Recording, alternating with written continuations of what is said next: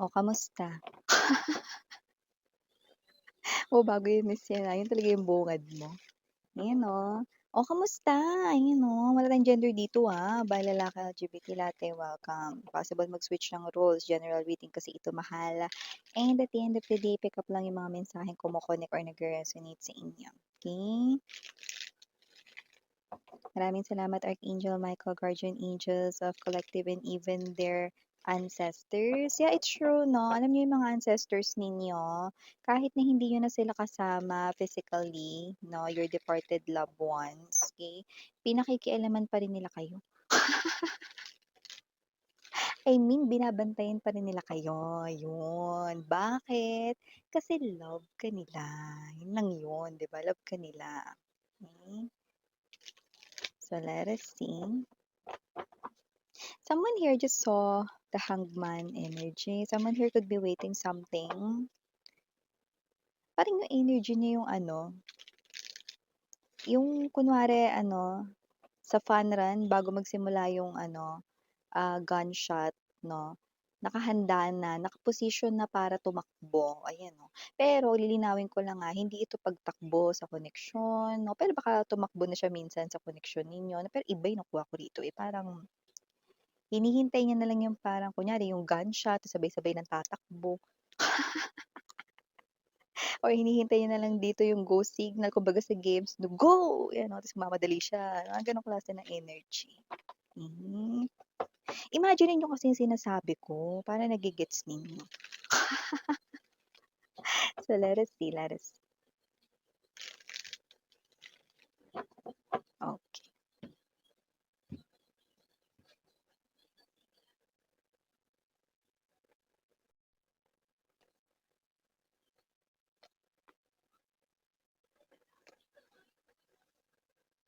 Oh, mukhang malalim yung iniisip niya rito kasing lalim ba 'to ng balon? So, hanggang dibdib lang ba 'to ng bibe o ano ba? Hanggang dibdib ng bibe. So, let me see na mga babes 'no. Hmm. This is representing bahay, address. Okay. Hmm. So this person here viewing you as the Queen of Coins and the center of the reading ay the Ten of Coins. Yes. Okay. Confusion there. Hesitation. Yes. Chariot para sa ating bottom of the deck. Five of Cups and the Three of Coins. Ano ba yung miss yan? Well, may mga times, may mga oras na gusto niya na ritong umuwi sa inyo. Pero with this confusion, hesitation, okay, kagaya ng binanggit ko sa inyo, this represents house, this represents address. So, okay, paano uuwi kung hindi niya na alam kung nasan kayo? Baka lumipat na kayo ng bahay, no? Or lumipat na kayo ng tirahan, mga gano'n. Or hindi niya na alam kung saan kayo hahanapin. Baka lumipat na rin kayo ng pinagtatrabahuhan, office, no? Okay? Hindi niya na alam kasi ang tagal na So, kung sino man 'tong energy na 'to na with this Seven of Coins energy, naghihintay siya rito ng fresh na bagong balita patungkol sa'yo. Ayan. So, nakita natin dito that with the Page of Coins, actually may energy siya rito na parang kung gusto mo siyang bumalik sa buhay mo, yes, this is your ex-lover wala siya ritong progress na visible sa kanya ritong estado sa life. So, let's say kung ano yung kanyang dating trabaho, yun pa rin. Ano yung kanyang kita, yun pa rin. Kung saan siya nakatira dati, dun pa din. Parang wala masyadong pagbabago. Ayan, okay. So I do see that this person here with the Four of Cups energy and the Four of Coins could be seeing a lot of number fours. Pero definitely, ang nakikita ko rin sa apat na paan ng mesa, no, ay ang what's this? Ay ang inyong marriage, kung kasal kayo niyan, or ang legacy or foundation na matibay ng inyong connection. Okay?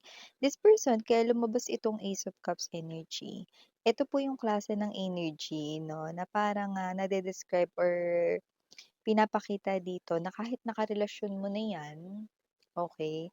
Ibang klase ng flow ng emotions ng love yung pinapakita niya, okey.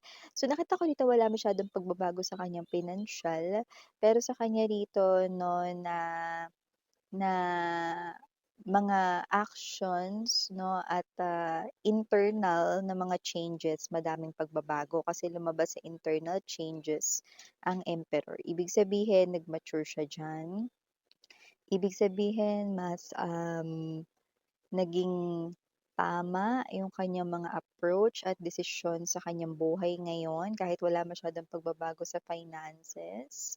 Nakita ko din dito 'no, na itong person na 'to alam niya na rin ngayon kung kailan dapat maging, strict, kung kailan dapat na gamitin ang brain compare sa emotions, 'yan 'no. Kasi maybe dati mas pinapairal niya rito yung head over heart. Wala namang masama dun, you know, nagulat ka ba?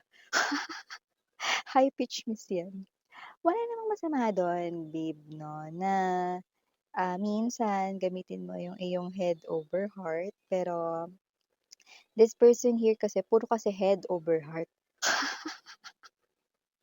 Mas maganda rin minsan yung heart over head naman, 'di ba? Pero mas maganda kung naka-align at pantay-pantay equally 'no, yung kanya ritong mind and heart 'no, kasi dun na rin nagre-represent yung soul, okey, at susunod na rin yung body. So, ibig sabihin, itong person na 'to 'no, mas, napatibay, mas napa-mature yung kanya rito 'no, na internal na mga characteristics, behavior, and approach sa life.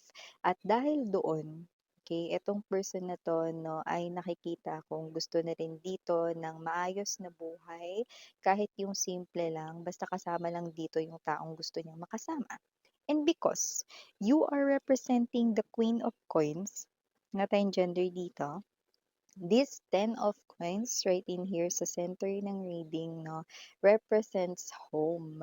So, ibig sabihin gusto niya na ritong umuwi sa inyo but with the confusion and that Four of Cups energy, hindi niya alam kung saan kayo hahanapin, wala rin siya ritong makuhang matinong balita 'no, kasi puwedeng nung naghiwalay kayo 'no, iba kasi dito parang hindi masyadong ano, um hindi masyadong pala-visit sa mga profile na mga social media platforms, 'yan 'no. So, puwedeng hindi siya masyadong gumagamit ng phone or hindi ka lang masyadong nagpo-post, 'yan 'no. Pero puwede rin naman na itong person na 'to 'no, ay may energy ng, busy siya sa kaniyang maraming mga hina-handle dito 'no, na work, okey. Kasi nakita ko dito medyo sa trabaho niya 'no, parang hectic ang schedule niya. Yung iba naman hindi hectic yung schedule, parang minsan niya lang mahawakan yung phone niya tapos 'pag nagpahinga siya borlogs agad 'no, tulog agad gano'n, okey. So kung sino man 'tong energy na 'to na nakita natin dito that this person here really wants to come home sa inyo, pero hindi niya nga alam kung may babalikan pa siya. Isa rin yun sa iniisip niya rito 'no, alam niya na isa ka ritong person na mapagpatawad, totoo ba? Ikaw makakapagsabi kung tsismis 'yan o totoo 'yun, o grabe ka naman miss 'yan. I know, you are someone na mapagpatawad. You are a forgiving person because nakita ko ilang beses mo 'yan pinatawad kahit na nakakabwisit, nakapaulit-ulit na lang rito siyang nagkakamali 'no, pinapatawad mo pa rin 'no, okey? So whatever the case may be, nung mga times na 'yun puging-pugi siya sa sarili niya. Magandang-ganda siya sa sarili niya dahil, isa yung indikasyon 'no, na iniisip niya kaya mo siya pinapatawad ng paulit-ulit 'no, dahil, siya'y malakas yung dating sa'yo, ayaw mo siyang mawala gano'n 'no. Kaya hindi niya alam sadyang mabait ka lang na nilalang, sadyang ginintuan lang ang puso mo at sadyang mahal mo lang siya. Pero naisip mo 'yan 'no, kasi nakita ko dito tu tumambad sa'yo 'tong Five of Swords energy 'no. Okey, na-realize mo rito na nagmahal ka ng maling tao, 'yan. 'Di ba? So, kaya ngayon ramdam niya na yung energy mo. Kaya ngayon parang feeling niya gusto niya ritong bumalik sa inyo rito 'no, multiple times na ito 'no, ilang beses na 'tong nangyari 'no, ilang beses niya na rin kayo ritong hinanap. Yung iba naman, hindi naman sa literal na hinahanap niya kayo ngayon 'no, na tinitingnan niya pa yung mapa ng mundo 'no, kung nasaan kayong lupalop. Yung iba alam kung nasaan kayo, pero hindi nila alam kung ikaw ba ay, ang tawag nito, willing pa makipagbalikan sa kanya rito 'no or kung may babalikan pa siya rito sa'yo, ayan. Pero sa pinapakita ng ating bottom of the deck, lumalabas 'no, that's with the Chariot card energy para sa ating unang card dito, okey. Kung papansin mo, itong mga acting like horses 'yan sa baba, 'yan sa baba. 'Di ba mga nakaupo pa 'yan, okey. Ayan, oh. Ibig sabihin, Chariot kasi is one of the fastest energy sa tarot. For dahil mga nakaupo pa ito na hindi pa ready to take off pero willing nang umalis, ayan, oh, may iniintay pa ritong parang information, 'no? Hindi kaya minsan iniintay niya pamasahe? Puwede, pero hindi yun yung pinaka-mensahe 'no, ng iniintay niya rito 'no. Puwede ring iniintay niya yung pera, pamasahe, lalo na kung nasa malayo siya, which is evident na nasa malayo rin siya rito sa'yo 'no, physically, location. But this person here, ang pinaka-hinihintay niya talaga rito yung information. Baka willing na siyang umalis 'no, ready na, pero mukhang hinihintay niya pa rito yung go signal, like confirmation ng address mo, kung ito ba talaga yung address mo, baka naman masayang yung pamasahe 'pag mali yung address mo or kung saan ka nagtatrabaho, kino-confirm niya pa. Pero nakita ko rito na ang sadya niya rito 'no, ay hindi lang para tingnan ka sa malayo 'no, habang siya ay nalulungkot, nalulumbay. Ano siya, gumagawa ng music video. Eh, hindi yun gano'n 'no, kundi talagang ang sadya niya rito ay pupuntahan ka niya at kakausapin ka niya patungkol dito at malalaman mo rin 'no, na itong tao na 'to 'no, kahit na matagal na kayong naghiwalay 'no, going into circles pa rin siya rito 'no, sa kanyang isipan 'no, dahil nga this person here 'no, ay hinahanap-hanap dito yung inyong present sa kanyang life, 'yan 'no. At saka hindi lang siya yung naghahanap sa inyo, hinahanap-hanap din kayo sa kanya nung mga tao rito na parang naging mga ka-close mo nung ka-connect mo pa siya. Sabihin natin, baka yung friend niya naging ka-close mo, boto sa'yo, o baka naman yung family niya naging ka-close mo, may family members din naging ka-close mo, boto sa'yo, hinahanap ka rin nila sa kanya.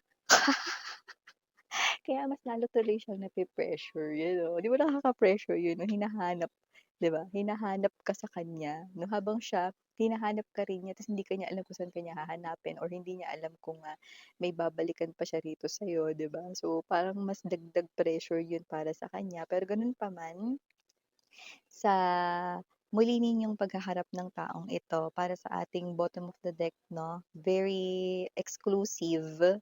Okay, with this Three of Coins energy na ang pag-uusap na 'to 'no, ay talagang seryoso.